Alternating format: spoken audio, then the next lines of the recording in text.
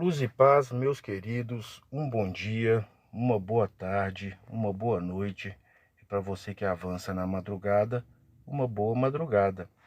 Hoje nós vamos falar sobre a carta do julgamento. A gente vai falar só dessa carta neste vídeo para manter o recorte formal do tarô mitológico, ok? Então vamos retirar a carta e dar uma observada aí na árvore da vida, na escada de Jacó, aonde é que está a carta do julgamento. Tá vendo? Ela está fazendo uma conexão direta com Rod, que é o reino da glória, do esplendor, onde você submete seus desejos à vontade, né? Então sua vontade é senhora dos seus desejos. E está conectando Rod até Malhut, que é o reino da terceira dimensão, a Terra, o reino da experienciação, o reino da discriminação, mas não é de raça, gênero, sexo, nada disso.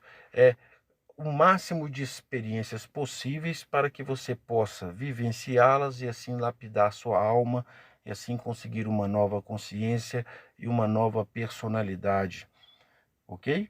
Bom, lá em Mercúrio, o nome de Deus é Elohim Sabaoth. E o arcanjo de Mercúrio é ninguém mais, ninguém menos do que o famoso Miguel, né? Micael, aquele que é como Deus. O nome de Deus na Terra é Adonai Haaretz, o poder que Deus manifesta. E o arcanjo da Terra, porque a Terra tem sim um arcanjo que não é falado, eu não vejo ele ser falado, mas Salomão nos traz o nome dele, é Sandalfon, é o arcanjo que cuida aqui de Malhut, de todos nós mais de perto, não é? E o hierógrafo, que está junto com a carta aí do julgamento, é o Skin. E Skin significa ser senhor das riquezas e nunca escravo delas, passar por momentos de pobreza sem nunca entrar na miséria. E é nesse momento que a gente tem que pensar o que significa a palavra miserável. Bom, de um ponto de vista metafísico, magístico ou filosófico, miserável é alguém que é digno de pena, porque ele vive mal em sociedade. Então, ele está cheio de vicissitudes, ele é lastimável, ele é digno de pena, porque ele está desvinculado da esperança. Ele não tem um código moral bem estabelecido, ele não atende os princípios de ética, ele age segundo os seus desejos que não estão de nenhuma forma lapidados, submetidos à vontade. Então, esse é o miserável. E a pobreza? A pobreza a gente viu muitas vezes na Bíblia, ok? Abraão era muito pobre no contrato que ele fez com Deus, de sair da terra onde ele vivia, para a terra onde ele iria, e ter um filho, durou 13 anos de tempo. E ele passou por momentos de dificuldade financeira. Em um desses momentos, ele quis entregar a sua esposa a Faraó. Ele estava no Egito, porque ele preferia ver sua esposa vivendo em abundância com Faraó do que padecendo com ele, ok? Embora seja um momento de descrença, você vê que o amor de Abraão por Sara era já o amor ágape, preconizado por Cristo milênios depois. Então, ele estava na pobreza, mas miserável, digno de pena, ele não era de forma alguma. Tanto é que o próprio Deus veio a Faraó e falou: não toca nessa mulher não, porque ela é a esposa do meu escolhido. E Faraó veio até Abraão e lhe pediu desculpas. E ainda questionou: por que você está me fazendo isso? Agora seu Deus quer me destruir. O que eu posso fazer para ajudar? E ajudou Abraão e Sara a completar lá o percurso até que eles tivessem Isaac e fossem o princípio de uma grande descendência. Legal? E Elias, mesma coisa, um profeta poderosíssimo, né? Estava sentado num córrego, né? Só aquele fiozinho de água, ele era alimentado por pássaros que lhe traziam pães e batatas. mas ele não perdia sua fé. Ele não perdia a sua confiança em Deus. Ele passou por momentos de tristeza, até de depressão. Depois ele saiu caminhando e encontrou a casa de uma mulher que ia fazer o único bolo para ela e para o filho e morrer, né? E ele serviu o primeiro profeta e ali aquele negócio prosperou, né? E se reproduziu de tal maneira que não faltou alimento naquela casa. Então, a pobreza existiu, a miséria não existiu. Elias não é digno de pena em momento nenhum. É a jornada do herói e tem uma hora que o herói toma uma lenhada do destino, da vida, do universo. E a jornada assim parece que fica mais divertida e emocionante. E Jesus então? O que falar de Jesus? Morreu pregado no madeiro, que era um modo de amaldiçoar, né? A barra de madeira na horizontal representa a água, o mergulho na mundanidade. A madeira que está em pé representa o fogo, que sempre acende em qualquer posição que você, né, o detone, o acione. Então, se você prende alguém no meio desses dois mundos, dessas duas dimensões, dessas duas condições energéticas, a alma não sabe para onde vai, fica presa num limbo. É pior do que uma encruzilhada. E Paulo fala muito bem sobre isso. Morreu como um maldito sem ter culpa nenhuma. Não amaldiçoou ninguém, não odiou ninguém. E olha que ele mesmo fala que tinha 12 legiões de anjos para salvá-los. Não mandou os anjos atacar ninguém, nem destruir ninguém. Morreu pedindo para que Deus perdoasse aquelas pessoas. Então, morreu alvo como a neve, sem se contaminar. Morreu pobre, mas na miséria de maneira alguma. E nesse momento eu preciso fazer uma ressalva aqui, pessoal. Nós não estamos, ou eu, desconsiderando as disparidades socioeconômicas do mundo, as desigualdades, a miséria tradicional. Pessoas que não têm o mínimo para sobreviver, ou seja, morrem de fome, morrem de frio, morrem de sede, morrem pela violência, né? Vivem miseravelmente, porque não tiveram uma boa oportunidade na vida, ou não tiveram apoio das famílias, ou sequer tiveram famílias, ou ninguém quis ajudá-las. Aí, pessoal, tem que estudar caso a caso, mas essa miséria tradicional do mundo é real. As pessoas mendigam, as pessoas vivem miseravelmente. Isso a gente vê todo dia. É só dar uma volta por qualquer cidade do país. Voltamos à carta do julgamento. E a gente pode perceber que este personagem que aparece aí no centro da carta, ele é conhecido. Então, ele é o mago Hermes, o primeiro que o louco encontra depois de sair da caverna, ok? Então, vamos colocar as duas cartas juntas, olha aí, ó. Olha lá, o louco sai da caverna e o louco encontra o mago na encruzilhada do destino, ok?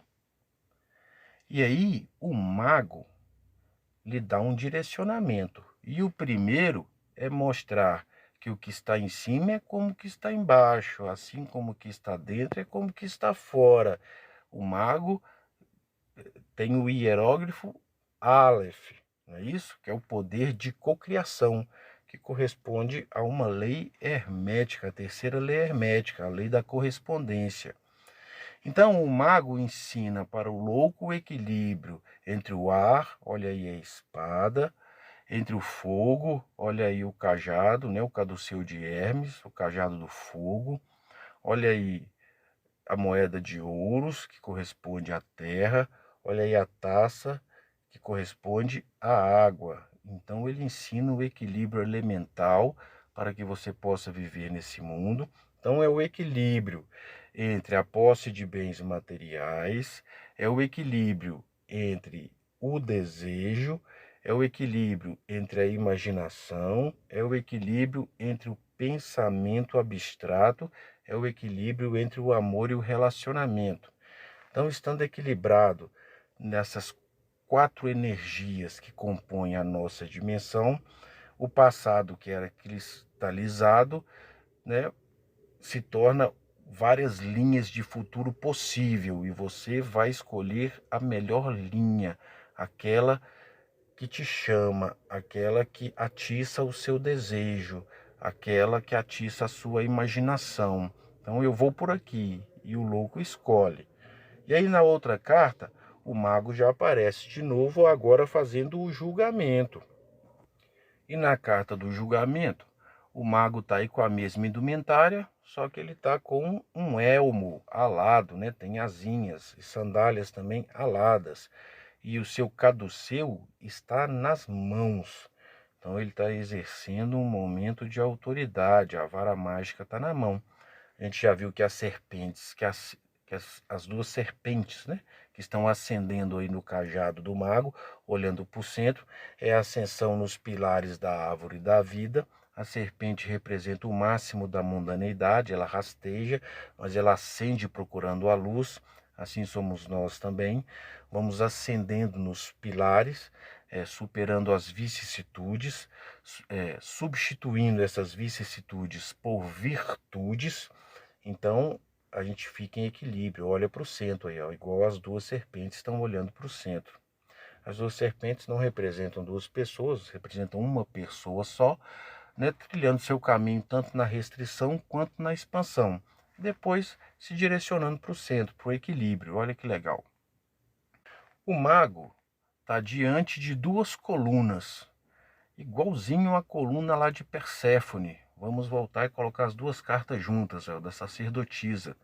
Tá vendo? Uma branca, uma preta, Jaquim e Boas, o bem e o mal, o dia e a noite, a luz e trevas, masculino e feminino, é a ética paterna e o cuidado materno, né? O inconsciente e a realidade material, né? O desejo e a vontade. Então é a conciliação de opostos, que também é uma lei hermética, a lei da polaridade. E se você atravessar essas colunas, fazendo essa conciliação de opostos, você vai chegar no reino de Deméter.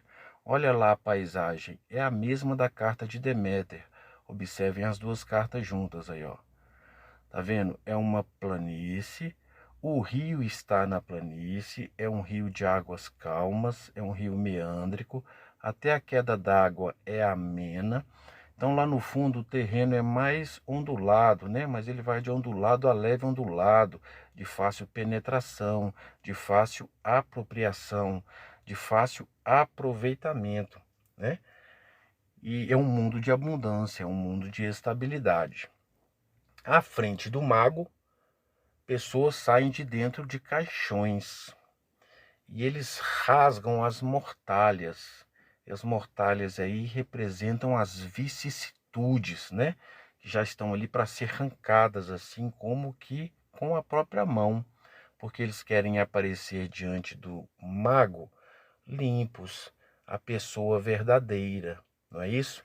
Vamos colocar que as vicissitudes são aquela persona que separa o seu ego do todo da sua psique e da sua alma, né? Que é o self. Então você foi eliminando essas vicissitudes, essas personas, essas torres, e seu ego foi se expandindo, e você quer mostrar isso para o mago, você quer mostrar que tem uma personalidade mais ampla, né? Que seguiu um padrão inteligente, que conseguiu uma nova condição de consciência. Legal? As cartas do mago e do julgamento trazem dois hieróglifos, o Aleph, que é a cocriação, que está em cima é como que está embaixo, a lei da correspondência, e vamos lembrar que esse não é todo o significado oculto. Se você se aposta do poder de Aleph, você fala com Deus face a face e pode tratar com 7 arcanjos da magia celestial como seus familiares. Familiares. E é a palavra familiar dentro de uma concepção magística. Não é familiar de dentro da sua casa que não te ajuda em nada e só faz te criticar e funciona mais como uma âncora do que como uma vela. Né? O familiar espiritualmente é aquele espírito que está sempre próximo de você, te auxiliando, te jogando para frente, te livrando dos perigos, né? Fazendo com que você possa atravessar abismos, criando pontes, lhe gerando possibilidades, oportunidades. Isso é um familiar, tá legal? E o mago também traz o skin, que é esse de ser senhor sobre as riquezas, nunca escravo delas, e poder passar por momentos de dificuldades, porque todo mundo passa, ainda que a dificuldade seja a sua capacidade emocional de lidar com uma situação. Não está faltando dinheiro, não está faltando relacionamento, mas emocionalmente você está frágil em determinado momento da vida, tá legal? E nós sabemos que o mago é Hermes. Hermes, que é um personagem da cultura egípcia. E ele é Tote, um dos deuses primordiais. Depois, na cultura grega e na cultura hebraica, se tornou Hermes, o Trimagistus, e criou as 7 leis herméticas. Ok? As 7 leis que regem todo o universo. E o mago aparece até hoje na nossa cultura. Quando estão representados aí nos filmes da DC e da Marvel, os velocistas, observem que eles trazem indumentária do mago, como as asinhas que o Flash tem para correr, aquele símbolo da velocidade é o símbolo da aceleração do fluxo constante, né? E tem muitos magos aí também dentro da cultura pop. E o mago, embora ele sirva aos deuses, então os deuses têm lá algumas dificuldades. O único Deus onipotente, onisciente, onipresente é o Deus todo, Erreiê. Talvez nem esse nome represente o todo, porque o todo não pode ser pronunciado, mas é o Deus todo, ok? Os outros deuses não são onipotentes, não são onipresentes, não são oniscientes, um ajuda o outro, e eles precisam o tempo todo dos magos. No caso da Grécia, de Hermes e de Íris. Então, Hermes é o mago que serve aos deuses, mas ele tem uma função junto à humanidade. E essa função é a de psicopompo. E a palavra é complicada ou meio divertida, mas ela significa que o mago precisa conduzir as almas, as pessoas, a uma análise de consciência. E essa análise tem que haver com analisar os fatos e dados daquele passado cristalizado e transformar aquilo num padrão inteligente. Esse padrão inteligente precisa ser aceito e precisa ser seguido. Assim, você adquire uma nova e mais ampla personalidade, com uma nova consciência. Então, quando o futuro se apresentar em várias ramificações, você vai escolher bem. Bem para quem? Para você e para o fluxo do todo. Tá legal? Então, o que eu gostaria de desmitificar aqui é que alguém em algum lugar que você não sabe aonde, mas talvez você suponha, se sentou com você antes de você nascer e planejou que você sofreria para poder adquirir tal padrão de consciência. Não é assim que funciona. Se você tem filhos ou amigos e consegue se assentar com eles para discutir possíveis melhoras, né, no convívio, no relacionamento da família, e dali, daquele diálogo construtivo, não sai nenhuma proposta de sofrimento para ninguém, e aqui a sua consciência é limitadíssima. Imagina se você está num lugar celestial, pessoal. Não vamos planejar que você sofra, e você vai sofrer. Não, isso não ajuda em nada a pensar isso.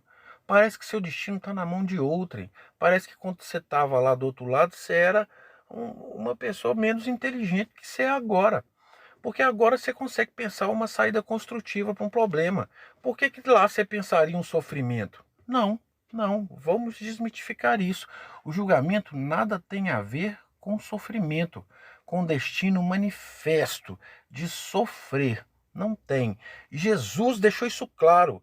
Ou você aprende pelo amor, ou você aprende pela dor. Quem que escolhe isso? Você. Plantando coisas boas, colherá coisas boas. Plantando espinho, você vai colher espinho. Legal? Bom, e a gente pode pegar exemplo. Zaqueu. Zaqueu era corrupto, Zaqueu era avaro, Zaqueu pode ser colocado na classificação magística de homem miserável, lamentável, lastimável, digno de pena. Zaqueu era odiado por todos. E Zaqueu, tendo ouvido falar, olha, ele ouviu falar do Cristo e das coisas que Jesus falava. E aquilo fez com que ele, por conta própria, avaliasse o passado cristalizado, pegasse aqueles fatos e dados, criasse um padrão inteligente, seguisse aquele padrão, aceitando aquele padrão, e aí conseguisse uma nova e mais ampla personalidade, uma nova consciência. Zaqueu subiu numa árvore, ele ascendeu como a serpente. Se ele rastejava ali como a serpente no máximo da mundanidade, então em um determinado momento ele escolheu subir para buscar a luz, igual a serpente, e Jesus ouviu e foi ceiar na casa dele. E olha, não foi Jesus que pediu, ele disse para Jesus: eu vou restituir para mais a todo que eu fraudei. E Jesus falou: nessa casa entrou a salvação. Narra algum sofrimento para Zaqueu? Bom, sofrimento emocional ele pode ter tido quando ele avaliou aquilo, mas ele se perdoou imediatamente e assumiu a nova consciência e foi ter com Jesus. Então tem que sofrer, é obrigatório, está projetado isso, quer dizer que eu não posso sair disso? Que é isso, pessoal? Não, não é assim, tá? Não aceitem isso na vida de vocês, não aceitem. Vocês podem imaginar bem, vocês podem pensar bem, vocês podem agir bem. E se uma pessoa está fazendo assim, contribuindo com o fluxo, para que fazer essa pessoa sofrer? Dificuldade é uma coisa, sofrimento é outra, tá bom? Tendo desmitificado esse preceito de sofrimento como projeto de encarnação, a gente pode falar de karma e do conceito de karma que é mais preciso, não é? Karma não é nem negativo nem positivo. Karma é a colheita. O que você planta, você colhe. Então você plantou bem, vai colher boas coisas. Plantou mal, vai colher coisas más. E falar bem e mal talvez não seja nem o ideal, ok? Mas karma não é positivo nem negativo. E dharma? Dharma é quando você age atrelado a uma lei. Então você está num poder de cocriação fenomenal. Perfeito? Então, se você escuta o mago no início da sua jornada e nas encruzilhadas do destino entra em equilíbrio com as energias que regem este planeta, terra, fogo, água e ar, e aí você escolhe um bom caminho para o futuro. Você vai ter dificuldades, é claro que vai. É o mundo da materialidade, mas isso não significa sofrimento, perfeito? E aí você vai caminhando e a cada passo você analisa o passado, você vê os fatos e dados que ficaram cristalizados, você cria um novo padrão inteligente e você aceita e vivencia para não repetir coisas deletérias, tristes, desprezíveis, avarentas na sua vida. Então você nunca é miserável. E às vezes você não atingiu a riqueza que você queria. Você está na pobreza, mas miserável você não é, ok? E aí você vai colhendo karma positivo. Dá um erro, colhe um karminha negativo ali e vai semeando coisa boa e colhendo karma positivo. E aí em determinado momento você está em atrelamento com a lei, porque você está se lapidando o tempo todo, e aí o poder de cocriação é sem igual, é semelhante ao poder de Deus, o que está em cima é como o que está embaixo, e ponto, você consegue aquela grande dádiva, e aí você inicia um novo projeto. Esse padrão inteligente que o mago te pede para criar, avaliando os erros do passado, ou os acertos do passado também, tá? Significa que você vai expandindo o seu ego. Você vai limpando as personas que estão entre seu ego e o todo da sua psique e sua self, que é sua alma. E aí seu ego vai ficando mais amplo, uma nova e mais ampla personalidade. Você destrói torres, você elimina personas e sua psique vai se aproximando de você de fato. Legal? Então, saiu a carta do julgamento numa tiragem. Tô lascado. Não tá. Não tá. Primeiro, que se você não reparou, ela tá fazendo um caminho direto entre o reino das formas e Malhut para manifestar a sua bênção. Um caminho direto. Pronto. Primeira coisa.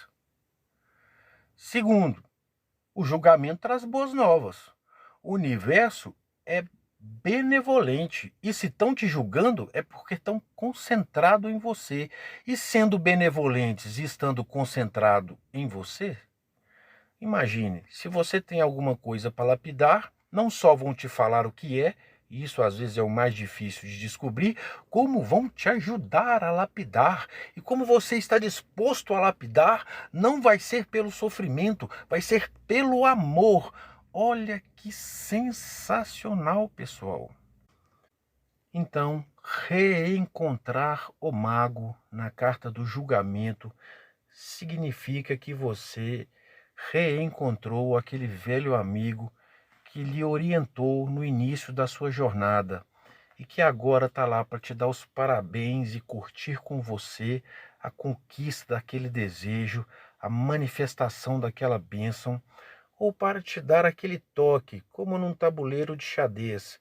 Bicho, vamos voltar para a casa X e resolver alguma coisa lá, passar uma vassourinha no chão, colocar uma coisa no lugar. Vamos resolver. Porque se você já chegou aqui no julgamento, é porque tá sensacional a sua jornada. Então, se tiver que resolver alguma coisa, é alguma coisinha. Beleza? E ele está aqui para isso, para te ajudar nesse momento, para retirar aquele restinho de mortalha que está presa lá no lugar onde você não está vendo. Às vezes está na sua poupança, às vezes está nas suas costas, você nem está vendo, mas está ali a mortalha. E ele está ali para te ajudar a retirar isso. Então, carta magnífica, carta de boas novas, carta de boa aventurança. Então, alegre-se quando sai o julgamento. Você está aí na etapa final do seu processo de vitória. Já é vitorioso, né? Perfeito? Bom, terminamos aqui a carta do julgamento e todo mundo agora já conhece o protocolo. Se fez sentido, se você acha que pode ajudar alguém, você vai curtir, você vai se inscrever no canal, você vai compartilhar e a gente se vê no próximo vídeo, que é a última carta dos arcanos maiores, que é a carta do mundo. Então, luz e paz a todos e até lá.